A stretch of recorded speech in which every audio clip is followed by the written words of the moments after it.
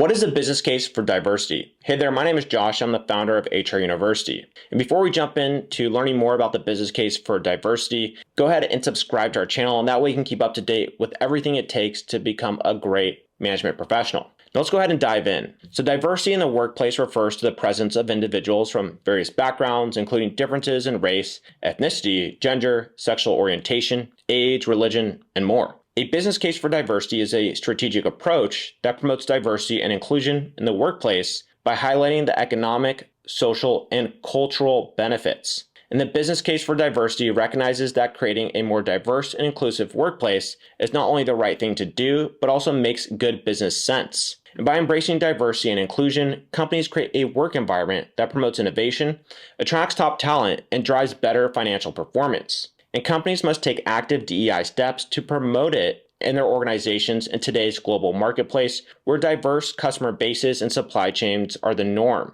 And a business case for diversity is a roadmap for companies to do just that by outlining the benefits of diversity and identifying strategies for promoting it in the workplace. On a similar note, the purpose of a business case for diversity is to provide a compelling business argument for promoting diversity and inclusion in the workplace. The business case for diversity creates a shared understanding among employees, executives, and other stakeholders about why diversity and inclusion are essential and how they contribute to success. Specifically, a business case for diversity aims to articulate how a diverse workforce contributes to success, such as improved innovation, higher employee engagement, and better customer satisfaction. Moreover, a business case for diversity also acknowledges the potential risks and challenges associated with promoting diversity and inclusion, such as resistance from some employees, communication barriers, and cultural differences. And last year, a business case for diversity provides concrete strategies and tactics for promoting DEI in the workplace and identifies specific goals and metrics for measuring progress.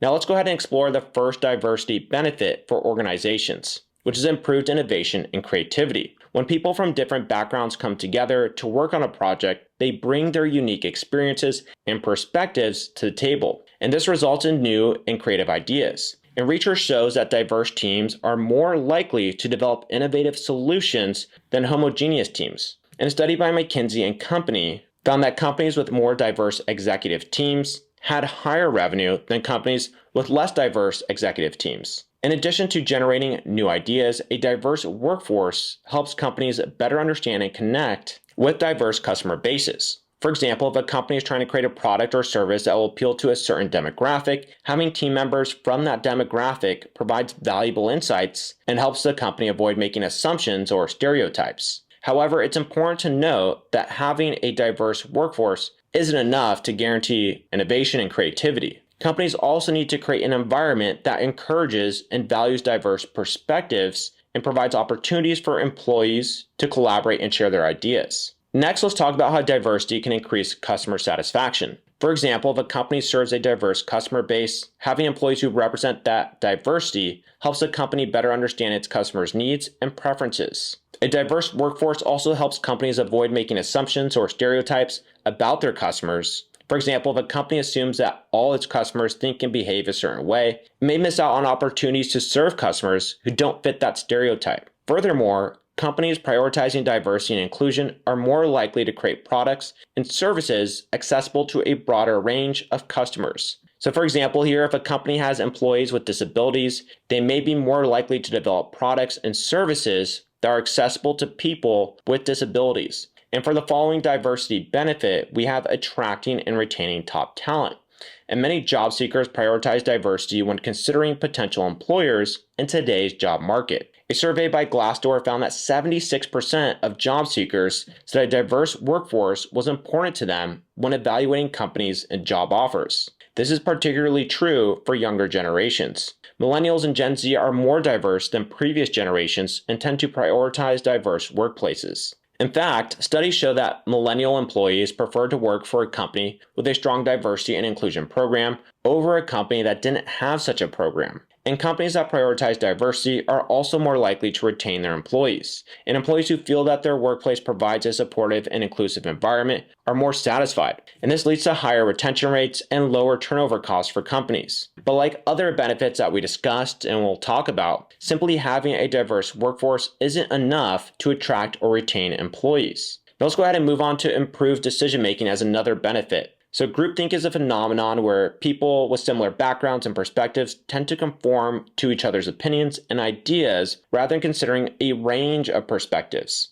And this can lead to poor decision making and missed opportunities. On the other hand, diverse teams are more likely to consider a range of perspectives and avoid groupthink. And when people from different backgrounds come together to work on a project, well, they bring their unique experiences and perspectives to the table. And this can result in more thoughtful and well-rounded decisions. And a study by the Harvard Business Review found that diverse teams were better at solving complex problems than homogeneous teams. And last year, let's go ahead and discuss legal and ethical reasons. Discrimination based on race, gender, age, religion, and other characteristics is illegal in many countries, including the US. And companies that engage in discriminatory practices can face legal consequences, including fines, lawsuits, and damage to their reputation. Prioritizing diversity and inclusion is also the right thing to do from an ethical standpoint. And companies are responsible for ensuring that all employees are treated fairly and have equal opportunities for advancement and growth. And companies prioritizing diversity and inclusion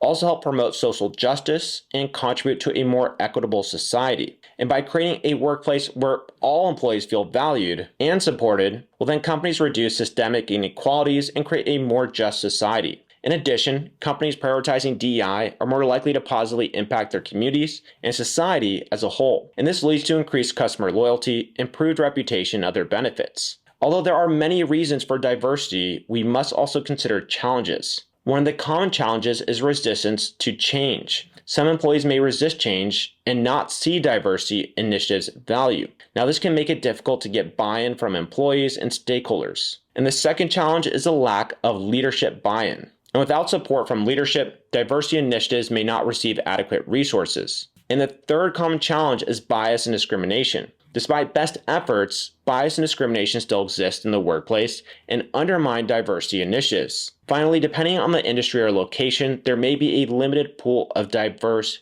candidates to recruit from. Now, let's go over some of the tips for overcoming these challenges. So first, communicate the value of diversity initiatives to employees and stakeholders, and explain how they align with the company's values and goals. And make sure to provide concrete examples of how diversity leads to better decision-making, innovation, and other benefits, which can help get buy-in. And next, leadership support is critical to the success of diversity initiatives. Ensure that leadership is involved and committed to diversity efforts, and provide them with the resources and tools needed to make it a priority. And third here, addressing bias and discrimination is key to creating an inclusive workplace. This can include training employees on unconscious bias, creating an inclusive environment, as well as implementing policies and procedures to prevent discrimination. And companies can expand their recruitment efforts to increase the pool of diverse candidates to reach a wider audience. And this can include partnering with various organizations and attending job fairs or networking events focused on diverse communities.